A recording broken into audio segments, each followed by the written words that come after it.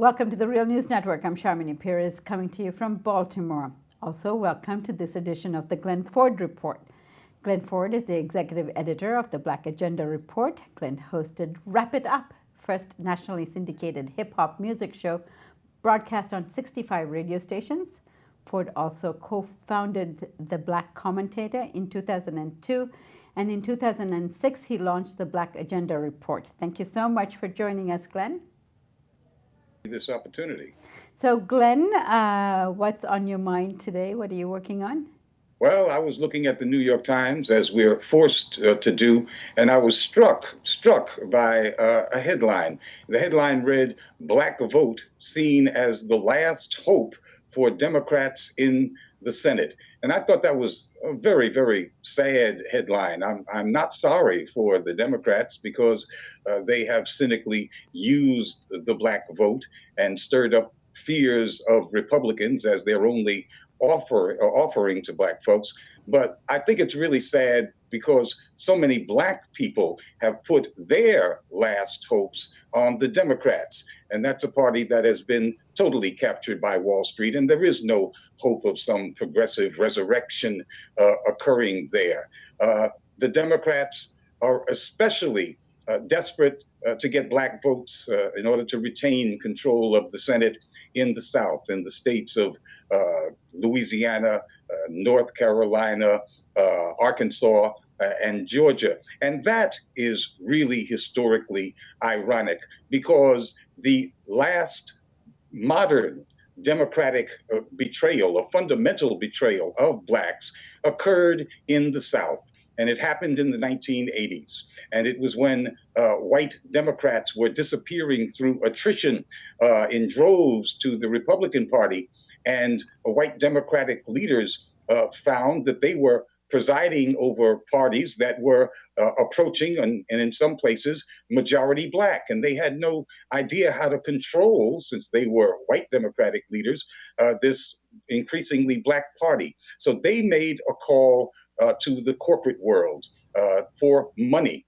They reasoned that if they couldn't control the party in the South by numbers, because it was getting blacker and blacker, if they controlled strong party financial purse strings, then they could hold on to power as Democrats in the South. And those Democrats were principally Al Gore and Bill Clinton. And this was the beginning of the Democratic Leadership Council, the DLC, the corporate wing, the right wing of the Democratic Party. And Bill Clinton goes on to become the first DLC president. And we see the rightward turn of the party under him.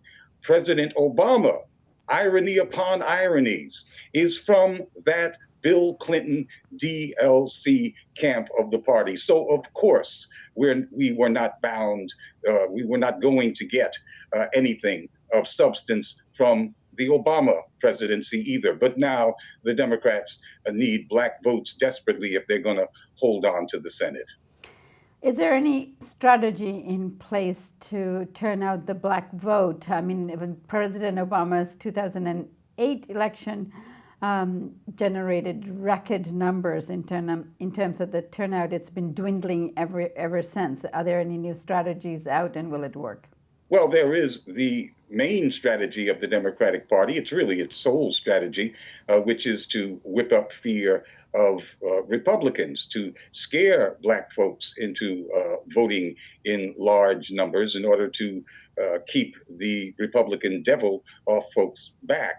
That's been especially strong since 1994 under Bill Clinton, when the Republicans did seize control of both houses of Congress. And it looked to people like Bill Clinton was the only thing standing at the gates, holding off the hordes. And that's when he became quite popular with black people in that particular circumstance. What the Democrats are doing on the ground now, since besides fear, they have nothing, absolutely nothing to offer black people, is to energize their black operatives. And that includes, of course, the Congressional Black Caucus and all of the appointees that they can muster and all of the professional black election workers.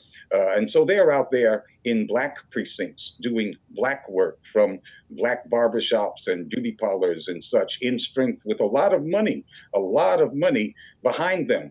Meanwhile, the National Party at the higher profile level is doing the exact opposite in fear that too deep an association with Obama will taint those Democrats who want to retain their seats in the Senate. So it's a schizophrenia in the Democratic Party. It looks quite dramatic this time around because of the particularities, but that schizophrenia has always been there. And the schizophrenia is in the Obama administration, which black folks are expected to turn out in huge numbers to support or support the legacy even when he's not running.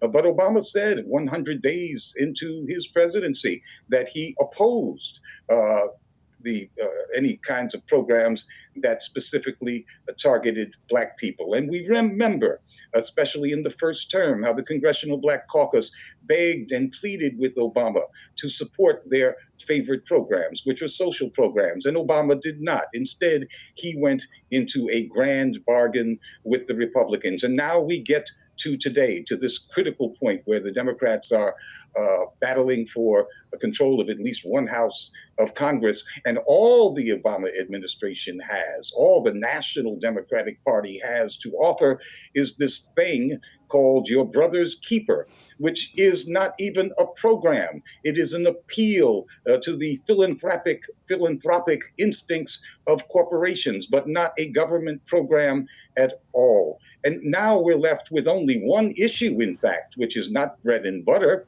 and that is voting rights. And voting rights is the only so-called black issue that the Democrats have vigorously and enthusiastically supported. But they do that because black people make up 25% of the Democratic Party. So supporting voting rights is not pro-black, it is pro-democratic party. Meanwhile, the Democrats are the main forces that vote against districting that creates districts that are too heavily black because they want to spread black people's votes around so that their only effect is to wind up as part of the aggregate in the Democratic column. Whether the people who are elected in these watered down districts actually represent black aspirations politically is not of concern to the Democratic Party. So now we're left basically with the real hardcore bottom line, and that is fear of the Republicans, that somehow that's going to get a bigger than average for midterm elections turnout among blacks. No issues to motivate them. This time, there's not even much Obama because we know he's going. Black folks can't do anything now, even to preserve his legacy. I don't see where this enthusiasm is going to come from. I guess that the New York Times headline is accurate. It's the last stand.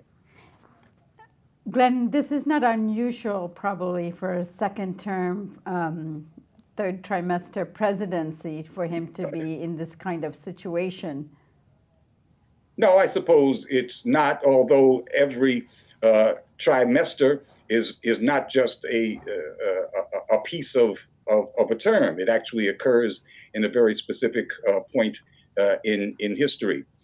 And this point in history is a time when the Democratic Party has slid so far to the right that it is very difficult to raise the enthusiasm of the most partisan and supposedly enthusiastic segments of the party, and that's black folks. As this line between Republicans and Democrats becomes fainter and fainter and disappears, and all that's left is the color of the candidate's skin, and he's on the way out. We're entering a new era that will also be trimestered and cut up into segments, but it'll be of a different political character. Right, and finally, Glenn, it appears that the Latin community is making similar moves in terms of threatening to stay home during this election, perhaps for similar reasons. Yes, and not being part of the Latino community, I imagine that they are more vigorous and possibly more politically potent than we even suspect. Latinos are, by all measurements, all the signs say, extremely disappointed with Obama and the Democrats is a great understatement. And their turnout probably is the real wild card. And in combination, it'll be reason to watch this election closely. Thanks for joining us, Glen. Thank you. And thank you for joining us on the Real News Network.